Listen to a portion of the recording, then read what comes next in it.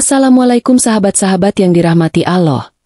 Hari ini saya akan menceritakan kisah seorang wanita muda yang terus dihantui oleh teror misterius dari sahabatnya yang sudah meninggal. Setiap malam ia mendengar langkah kaki, bisikan namanya, dan melihat bayangan samar yang semakin nyata. Sampai akhirnya ia menemukan rahasia yang membuat bulu kuduk berdiri. Namun sebelumnya saya sarankan untuk menuliskan sholawat Nabi Muhammad agar kelak sholawat ini menjadi saksi untuk mendapat syafaat di akhirat. Like dan subscribe ke channel ini sangat membantu menyebarkan dakwah Islam dan menjadi amal jariah.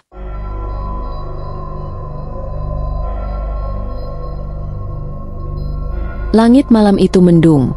Awan gelap menggantung rendah seperti ingin ikut menangis. Udara dingin menusuk kulit, membuat Rina menggigil saat melangkah pulang dari pemakaman sahabatnya, Lila. Jalanan sepi, hanya suara sandal yang bergesek dengan aspal dan angin yang berbisik pelan di antara pepohonan. Sesampainya di rumah, Rina meletakkan tasnya di sofa dengan gerakan lemah. Ia berdiri lama di ruang tamu, menatap foto dirinya bersama Lila yang masih tergantung di dinding. Dalam foto itu mereka tersenyum bahagia, tanpa tahu bahwa kebersamaan itu akan berakhir begitu cepat. Air mata menetes perlahan, jatuh ke lantai. Hari itu seperti mimpi buruk yang tak pernah ia bayangkan. Kecelakaan yang merenggut nyawa Lila terjadi terlalu mendadak. Rina merasa bersalah, karena sebelum kejadian itu mereka sempat bertengkar. Kata-kata kasar yang terucap dari bibirnya terus terngiang di kepala. Seandainya saja ia bisa memutar waktu, ia pasti akan meminta maaf. Malam pun tiba. Rina mencoba tidur, namun pikirannya tak henti-henti berputar. Ia berguling ke kanan, lalu ke kiri. Pandangannya terus mengarah ke langit-langit kamar. Suara jam dinding berdetak pelan, memecah keheningan. Udara di kamar terasa aneh, lebih dingin dari biasanya. Tepat tengah malam, sebuah suara membuat Rina terlonjak. Suara langkah kaki, pelan, teratur, dari arah lorong rumah. Langkah itu terdengar mendekat, semakin jelas. Rina menahan napas. Bulir-bulir keringat dingin mulai muncul di pelipisnya. Langkah itu berhenti tepat di depan pintu kamarnya. Cengik. Rina bisa mendengar detak jantungnya sendiri. Pintu tidak bergerak, tidak ada suara lagi. Hanya keheningan yang terasa berat, seakan rumahnya menahan napas bersamanya. Rina ingin berteriak, tapi suaranya tercekat. Ia menarik selimut hingga menutupi seluruh tubuhnya, mencoba meyakinkan diri bahwa itu hanya imajinasinya. Mungkin tikus, mungkin suara dari rumah tetangga. Namun, entah kenapa, hatinya berkata lain. Ada perasaan kuat bahwa sesuatu berdiri di balik pintu, diam, memperhatikannya. Waktu terasa berjalan sangat lambat. Jarum jam seakan enggan bergerak. Rina menutup mata sekuat tenaga, berdoa dalam hati agar suara itu tidak terdengar lagi. Akhirnya, tanpa sadar, ia tertidur menjelang fajar. Saat bangun, mata Rina sembab, wajahnya pucat, dan kepalanya terasa berat. Ia mencoba mengusir rasa takut itu dengan beraktivitas seperti biasa. Namun bayangan kejadian semalam terus menghantuinya. Malam pertama setelah pemakaman telah berlalu, namun bukannya tenang. Rina justru merasa rumahnya mulai berbeda. Seolah ada sesuatu yang ikut tinggal bersamanya di rumah itu. Hari-hari setelah pemakaman berjalan lambat. Rina berusaha mengisi waktu dengan membersihkan rumah dan membaca buku, berharap pikirannya bisa tenang. Namun setiap malam, rasa takut itu kembali. Sejak suara langkah kaki terdengar, rumah ini tak lagi terasa sama. Malam itu, Rina mencoba tidur lebih awal. Ia mematikan lampu kamar, hanya meninggalkan lampu tidur kecil di sudut ruangan. Udara malam terasa pengap. Rina menarik napas dalam-dalam dan mencoba memejamkan mata. Jam menunjukkan pukul 12 lewat sedikit ketika ia terbangun. Bukan karena suara langkah kaki seperti sebelumnya, tapi karena sebuah bisikan. Rina.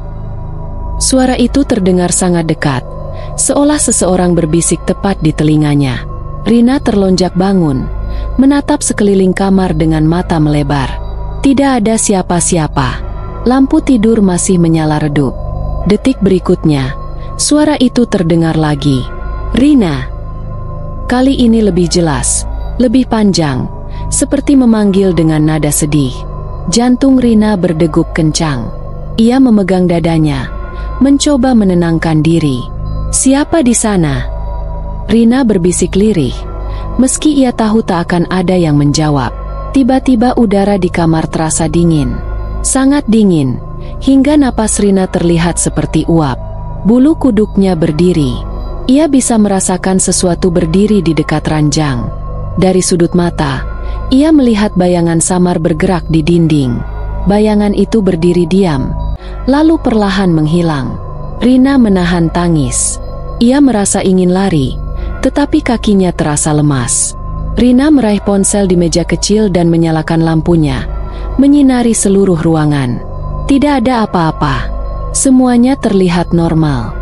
Hanya dirinya yang gemetar di atas ranjang. Ia akhirnya bangun, berjalan ke dapur untuk mengambil segelas air. Saat ia melewati lorong, suara langkah kaki terdengar lagi. Kali ini dari arah belakangnya. Rina menoleh cepat, tapi lorong kosong. Air mata mulai jatuh di pipi. Ia berlari kembali ke kamar dan mengunci pintu. Sepanjang malam, ia duduk di pojok ranjang sambil memeluk bantal. Bisikan itu terus terdengar, berulang-ulang, hingga menjelang subuh. Pagi harinya, wajah Rina pucat. Ia hampir tidak tidur semalam.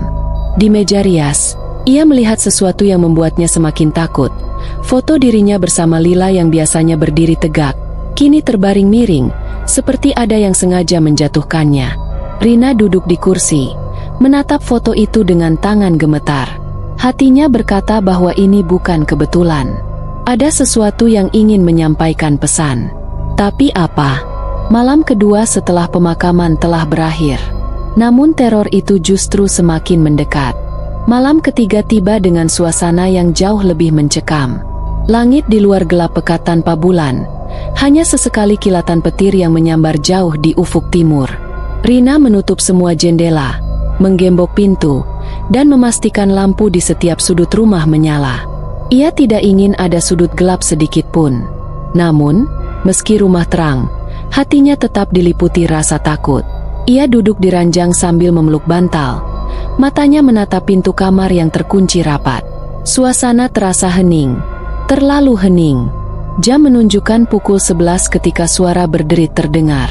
Rina menoleh cepat. Suara itu datang dari lemari kayu di pojok kamar. Pintu lemari bergetar pelan, seperti ada sesuatu yang mendorongnya dari dalam. Rina menahan napas. Tangannya bergetar saat meraih ponsel dan menyalakan lampu senter. Cahaya itu diarahkan ke lemari, tapi pintunya sudah berhenti bergerak. Ia mendekat perlahan. Jantung berdegup semakin kencang. Tangannya terulur, hampir menyentuh gagang lemari. Tiba-tiba, suara ketukan terdengar. 3 kali, pelan, tapi jelas. Rina menjerit kecil dan mundur beberapa langkah. Lampu kamar berkedip-kedip. Udara mendadak menjadi dingin seperti malam sebelumnya. Saat itulah ia melihatnya. Di sudut kamar, tepat di bawah jendela, sebuah bayangan berdiri. Bayangan itu memiliki bentuk tubuh manusia, tapi tidak ada wajahnya. Hanya siluet hitam pekat. Bayangan itu tidak bergerak, hanya berdiri menghadap Rina. Dalam beberapa detik yang terasa sangat panjang, tubuh Rina kaku, tidak mampu melakukan apapun. Lalu, perlahan-lahan bayangan itu mengangkat tangannya, menunjuk ke arah meja rias. Hati Rina hampir berhenti berdetak. Di atas meja rias, foto dirinya bersama Lila kini tergeletak di lantai. Kaca bingkainya retak. Rina mundur hingga punggungnya menempel di dinding. Air mata mengalir deras. Ia mencoba berdoa, bibirnya bergetar. Tiba-tiba, bayangan itu lenyap begitu saja. Lampu kamar kembali menyala terang. Suasana menjadi hening seketika, seolah tidak ada apa-apa yang terjadi. Namun ketenangan itu tidak membuat Rina lega. Justru ia semakin yakin bahwa ini bukan hanya halusinasi. Sesuatu benar-benar ada di rumah ini. Dan sesuatu itu ingin ia melihat sesuatu di meja rias. Dengan tubuh gemetar, Rina melangkah perlahan. Di bawah meja, ia menemukan sebuah laci yang sedikit terbuka, seperti ada yang sengaja membukanya. Rina menelan ludah. Jari-jarinya ragu-ragu. Namun akhirnya ia menarik laci itu hingga terbuka. Di dalamnya, ia menemukan sebuah buku kecil berwarna coklat dengan sampul yang sudah lusuh. Buku itu adalah buku harian milik Lila. Malam ketiga belum selesai, tapi Rina tahu, ini baru awal dari semua teror. Rina memegang buku harian itu dengan tangan gemetar. Sampulnya terasa dingin, seolah sudah lama tidak disentuh. Perlahan ia duduk di tepi ranjang, membuka halaman pertama. Tulisan tangan Lila yang rapi membuat dada Rina terasa sesak. Awalnya hanya catatan harian biasa, tentang sekolah, tentang pekerjaan, tentang hari-hari mereka nongkrong bersama. Membaca itu membuat Rina tersenyum pahit. Namun di halaman berikutnya, nada tulisan mulai berubah. Aku merasa ada yang mengikutiku akhir-akhir ini. Setiap pulang kerja, aku mendengar suara langkah di belakangku. Tapi setiap aku menoleh, jalanan kosong. Rina menelan ludah.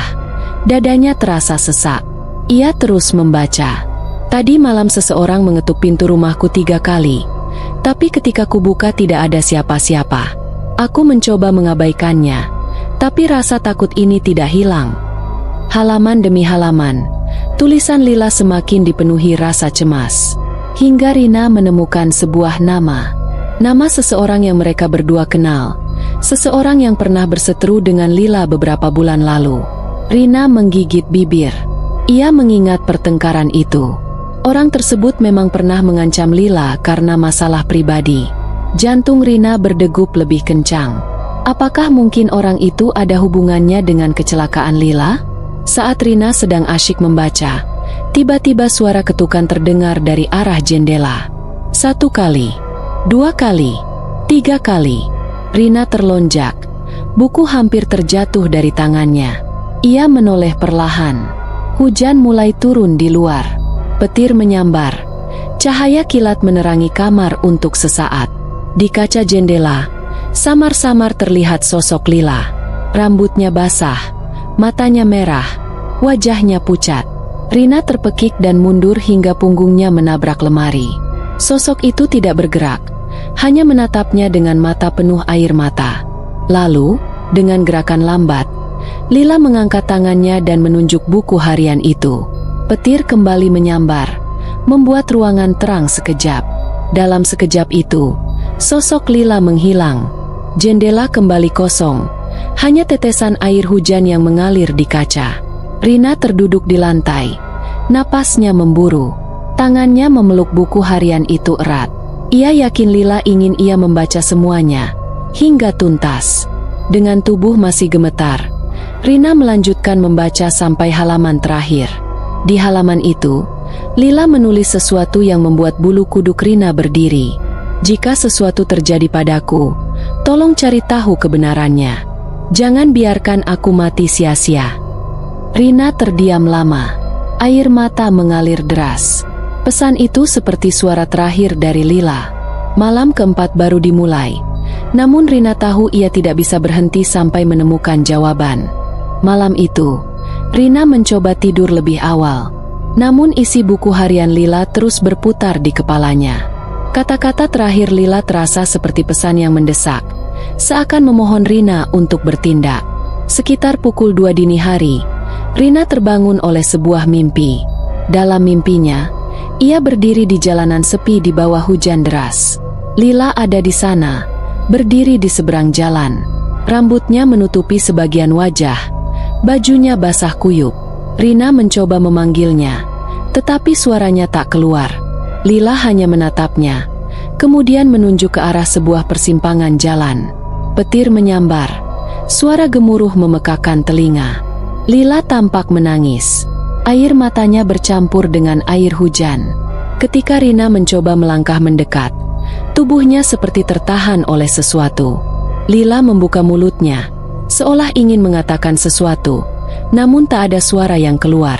Hanya gerakan bibir yang samar. Lalu terdengar suara rem mobil yang sangat keras, diikuti dentuman logam yang menghantam.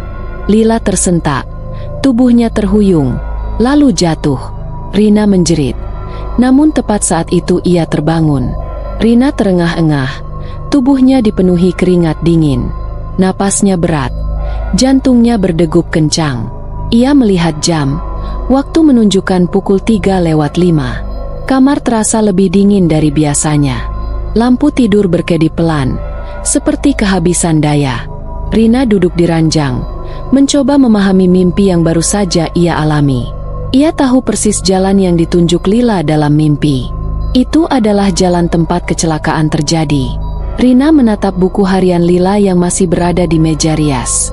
Kata-kata terakhir di buku itu kini terasa semakin jelas maknanya. Seakan menjawab pikirannya, suara langkah kaki kembali terdengar dari lorong. Kali ini langkah itu terdengar tergesa-gesa, bukan pelan seperti sebelumnya. Rina menahan napas, matanya menatap pintu. Langkah itu berhenti tepat di depan kamarnya. Lalu terdengar suara ketukan. 3 kali, pelan namun jelas. Rina meraih ponsel, menyalakan senter, dan mendekati pintu perlahan. Tangannya gemetar saat menyentuh gagang pintu. Namun sebelum ia membuka, sesuatu seperti angin dingin menerpa wajahnya. Pintu bergetar pelan, lalu berhenti. Ketika Rina memberanikan diri membuka pintu, lorong kosong. Namun lantai tampak basah, seperti ada jejak kaki yang baru saja melewatinya.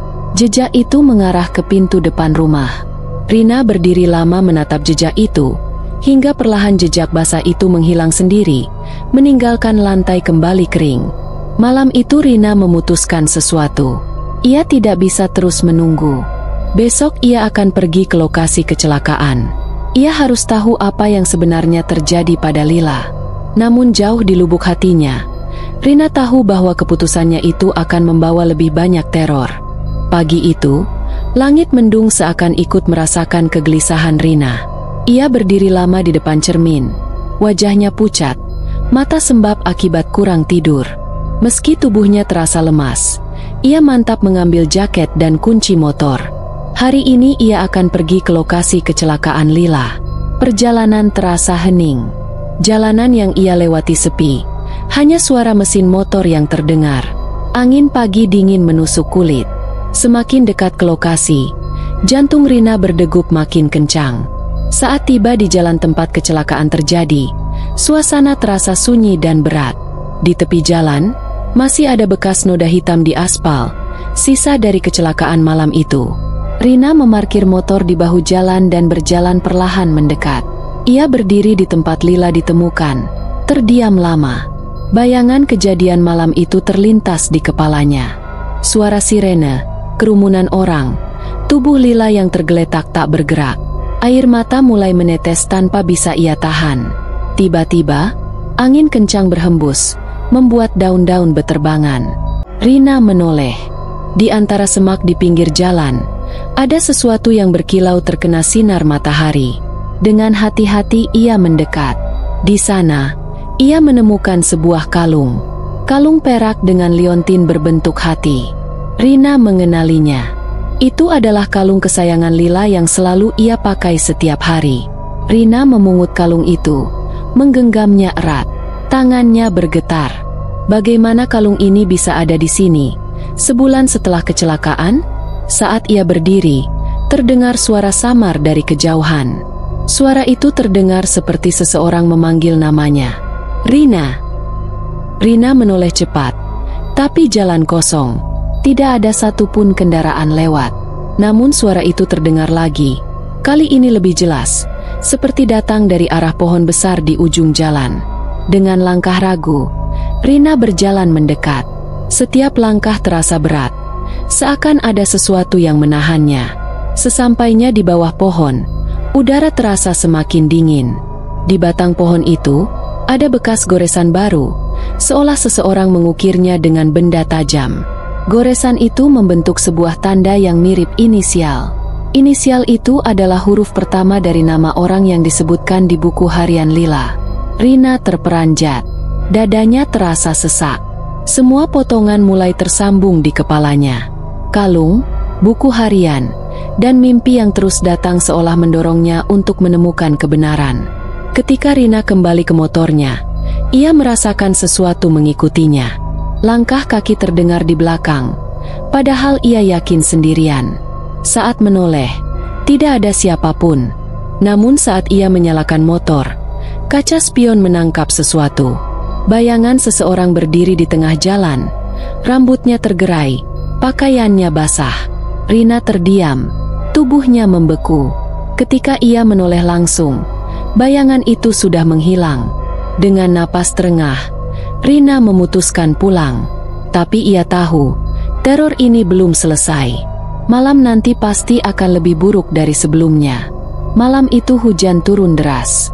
Petir sesekali menyambar, membuat bayangan di kamar Rina tampak bergerak-gerak di dinding. Rina duduk di lantai, menatap kalung lila yang ia temukan siang tadi. Hatinya berdebar kencang. Tiba-tiba, lampu kamar berkedip beberapa kali lalu mati. Kamar gelap gulita. Hanya suara hujan dan dentuman petir yang terdengar. Rina meraba ponselnya, menyalakan senter. Namun tepat saat cahaya ponsel menyala, terdengar suara bisikan di telinganya. "Kenapa kau biarkan aku sendirian, Rina?" Rina terlonjak mundur, hampir menjatuhkan ponselnya. Suara itu jelas, sangat dekat, seolah ada seseorang tepat di belakangnya. Rina berdiri gemetar, menoleh ke belakang. Kamar kosong, tapi udara terasa dingin menusuk tulang, seperti ada sesuatu yang tidak kasat mata di dalam ruangan. Saat ia mendekati pintu untuk keluar, pintu menutup dengan keras. Ponsel di tangannya mati, meninggalkan Rina dalam kegelapan total. Rina mencoba menyalakan lampu, tapi listrik di rumah benar-benar padam. Suara langkah kaki terdengar di lorong. Perlahan, langkah itu semakin mendekat, berhenti tepat di depan pintu kamar. Gagang pintu bergerak perlahan, seolah ada yang berusaha membukanya dari luar. Rina memundurkan diri, tubuhnya menempel pada dinding. Ia merasakan jantungnya berdetak cepat. Keringat dingin mengalir di pelipis. Pintu terbuka sedikit, lalu berhenti. Dari celah itu, Rina melihat sesuatu, bayangan kaki yang berdiri di luar. Kaki itu terlihat basah, seakan baru keluar dari hujan. "Lila," bisik Rina dengan suara hampir tak terdengar. Pintu terbuka lebih lebar. Sosok samar berdiri di ambang pintu. Rambutnya tergerai menutupi wajah. Bajunya robek dan basah kuyup. Sosok itu tidak bergerak, hanya berdiri menatap Rina. Rina ingin berteriak, tapi suaranya tercekat. Tiba-tiba sosok itu melangkah masuk. Lampu tiba-tiba menyala kembali, namun sosok itu menghilang seketika. Rina jatuh terduduk, tubuhnya gemetar hebat. Ia menangis terisak. Kali ini ia yakin, itu bukan hanya bayangan atau halusinasi. Sahabatnya benar-benar hadir di dalam kamar. Rina memungut kalung itu, menggenggamnya erat. "Apa yang kau inginkan dariku, Lila?" bisiknya lirih. Seakan menjawab pertanyaan itu, buku harian Lila yang ada di atas meja jatuh dengan sendirinya. Buku itu terbuka pada halaman terakhir yang sebelumnya belum pernah Rina baca. Di halaman itu ada tulisan yang seakan baru ditulis. Tinta masih basah, huruf-hurufnya samar namun jelas terbaca. "Cari dia. Dia tahu kebenarannya." Rina terpaku. Kata-kata itu membuat darahnya berdesir. Siapa yang dimaksud dengan dia? Apakah ini berarti ada seseorang yang terlibat dalam kematian Lila? Petir kembali menyambar di luar, menerangi kamar sesaat. Di cermin, Rina melihat pantulan seseorang berdiri di belakangnya. Ketika ia menoleh, kamar kosong kembali. Rina tahu ia tak bisa diam lagi. Ia harus mencari jawaban sebelum teror ini semakin berbahaya. Pagi menjelang, namun rasa takut dari malam tadi masih melekat di dada Rina. Ia duduk di meja makan sambil memandangi buku harian Lila. Kalimat, "Cari dia. Dia tahu kebenarannya," terus terulang di kepalanya. Siapa dia yang dimaksud? Rina menatap lebih lama halaman itu, mencoba menemukan petunjuk lain. Di bawah tulisan itu, ada goresan samar seperti tanda awal sebuah nama. Huruf itu sama dengan inisial yang ia lihat di pohon dekat lokasi kecelakaan. Rina memutuskan untuk menemui satu-satunya orang yang ia pikir tahu sesuatu. Andi, teman lama mereka bertiga. Mereka sudah lama tak berhubungan sejak perkelahian antara Lila dan Rina. Dengan hati berdebar, Rina berangkat ke bengkel tempat Andi bekerja. Saat sampai, ia mendapati Andi sedang memperbaiki motor. Wajahnya tampak terkejut melihat kedatangan Rina. "Aku harus bicara," kata Rina tegas. Mereka duduk di belakang bengkel, jauh dari keramaian. Rina menunjukkan buku harian itu. "Andi, kau tahu apa yang terjadi pada malam kecelakaan Lila?" Andi terdiam lama. Wajahnya tegang, seperti menahan sesuatu. Aku tidak bisa." "Andi." Rina memotongnya. "Aku diganggu setiap malam. Lila datang, meninggalkan pesan. Dia ingin aku tahu sesuatu. Tolong, katakan yang sebenarnya." Andi menarik napas panjang. "Malam itu, kami bertiga memang bertengkar. Tapi setelah kau pergi, Lila ingin menyusulmu. Aku menawarkan diri untuk mengantar, tapi ia menolak. Dia pergi sendiri. Beberapa menit kemudian, aku mendengar suara rem mendadak, dan..." Suara Andi tercekat. Rina menahan napas. "Aku lari ke jalan. Mobil yang menabrak Lila sempat berhenti sebentar. Aku melihat siapa yang mengemudi." Rina mendekat. "Siapa?" Andi menunduk. Suaranya bergetar. "Itu bukan orang asing. Itu teman kita sendiri." Rina terbelalak. "Apa? Siapa?" Andi menggigit bibirnya. "Raka. Ia panik dan kabur sebelum orang-orang datang. Aku berjanji akan merahasiakannya karena dia memohon. Tapi sekarang aku merasa itu salah." Jantung Rina seakan berhenti berdetak. Raka adalah orang yang selama ini ia percaya. Rina teringat semua mimpinya, suara langkah kaki, bayangan yang terus menghantuinya. Semua seakan mendorongnya ke satu titik, mengungkap kebenaran. Andi menatap Rina dengan mata penuh rasa bersalah. "Aku tahu kau berhak tahu. Tapi hati-hati, Raka tidak ingin ada yang tahu tentang kejadian itu." Rina menggenggam kalung Lila. "Terima kasih, Andi. Aku akan menemui Raka." Saat Rina pergi meninggalkan bengkel, angin bertiup kencang, hampir merobohkan papan tanda di depan bengkel. Di kejauhan, ia merasa melihat sosok Lila berdiri di seberang jalan, tersenyum tipis. Rina menatap sosok itu, dan untuk pertama kalinya, ia tidak merasa takut. "Aku akan menyelesaikan ini," gumamnya. Namun ketika ia berkendara pulang, ada perasaan aneh yang menyelinap di hatinya. Jika Lila hanya ingin kebenaran terungkap, mengapa terornya semakin keras setiap malam? Malam nanti mungkin akan menjadi malam paling menegangkan yang pernah ia alami. Malam itu hujan turun deras. Rina duduk di ruang tamu, memandangi kalung Lila. Pikirannya dipenuhi rasa marah dan takut setelah mendengar pengakuan Andi. Telepon berdering. Nomor tak dikenal. Dengan ragu, Rina mengangkat. "Rina." Suara itu lirih, sangat mirip suara Lila. "Malam ini, kebenaran akan datang." Telepon terputus. Lampu rumah berkedip. Lalu pintu depan terbuka sendiri. Udara dingin menyusup. Rina menggenggam kalung itu, melangkah keluar di tengah hujan. Di ujung jalan, ia melihat sosok Raka berdiri. Rina mendekat cepat. Air hujan membuat pakaiannya basah. "Kenapa kau lakukan itu?" teriaknya. Raka tampak ketakutan. "Aku tidak sengaja. Jalan licin. Aku panik dan kabur." Rina menatapnya tajam. "Kau biarkan dia mati sendirian." Tiba-tiba, sosok Lila muncul di belakang Raka.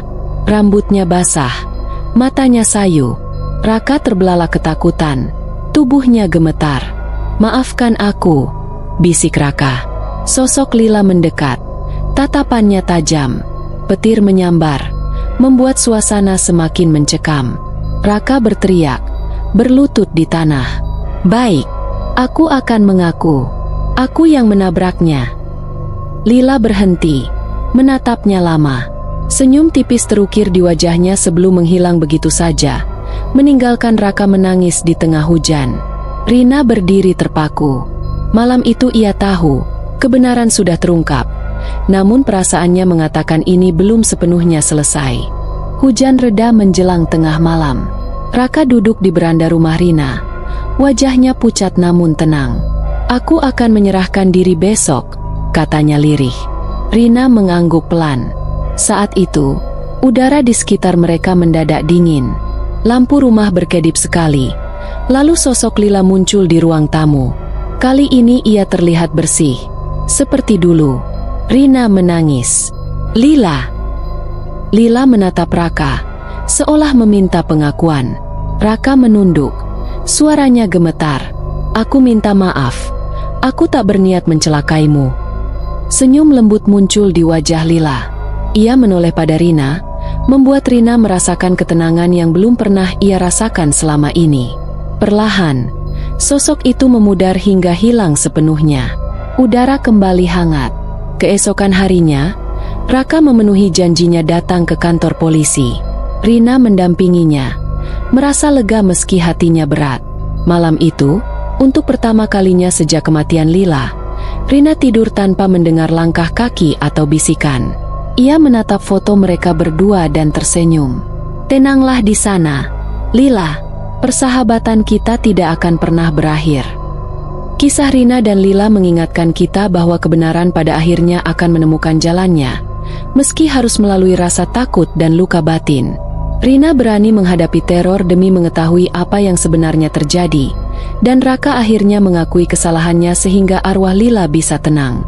Dalam Al-Quran, Allah berfirman dalam surah Al-Baqarah ayat 286, "La yukalifullahu nafsan illa wus'aha." Artinya, Allah tidak membebani seseorang melainkan sesuai dengan kesanggupannya. Ayat ini mengajarkan bahwa setiap ujian, termasuk rasa takut, kehilangan, dan penderitaan, adalah sesuatu yang masih bisa kita hadapi. Rina mampu bertahan karena ia percaya bahwa ada maksud di balik semua kejadian. Selain itu, dalam surah An-Nahl ayat 90, Allah memerintahkan berlaku adil. "Sesungguhnya Allah menyuruh kamu berlaku adil dan berbuat kebajikan."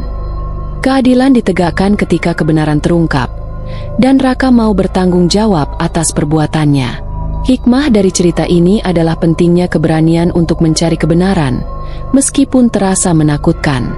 Kita juga belajar bahwa meminta maaf dan mengakui kesalahan adalah jalan menuju ketenangan jiwa, baik bagi yang hidup maupun yang telah tiada. Persahabatan sejati akan terus hidup, bahkan setelah kematian memisahkan. Cerita ini adalah kisah fiktif yang dibuat seolah-olah nyata agar kita bisa mengambil pelajaran darinya. Kisah Rina dan Lila mengingatkan kita bahwa kebenaran akan selalu terungkap pada waktunya, dan memaafkan serta mengakui kesalahan adalah jalan menuju ketenangan hati. Allah berfirman dalam surah Az-Zumar ayat 53, "Katakanlah, wahai hamba-hambaku yang melampaui batas terhadap diri mereka sendiri, janganlah kamu berputus asa dari rahmat Allah. Sesungguhnya Allah mengampuni dosa-dosa semuanya. Sesungguhnya Dialah yang Maha Pengampun lagi Maha Penyayang." Ayat ini mengajarkan bahwa sekalipun seseorang melakukan kesalahan, pintu taubat selalu terbuka. Seperti Raka yang akhirnya mengakui perbuatannya, ia mendapat kesempatan untuk memperbaiki diri. Terima kasih sudah mendengarkan cerita ini sampai akhir. Jika kamu merasa terhanyut dengan kisah ini, silakan tulis pendapatmu di kolom komentar, tekan tombol like, dan jangan lupa subscribe agar tidak ketinggalan cerita menarik berikutnya.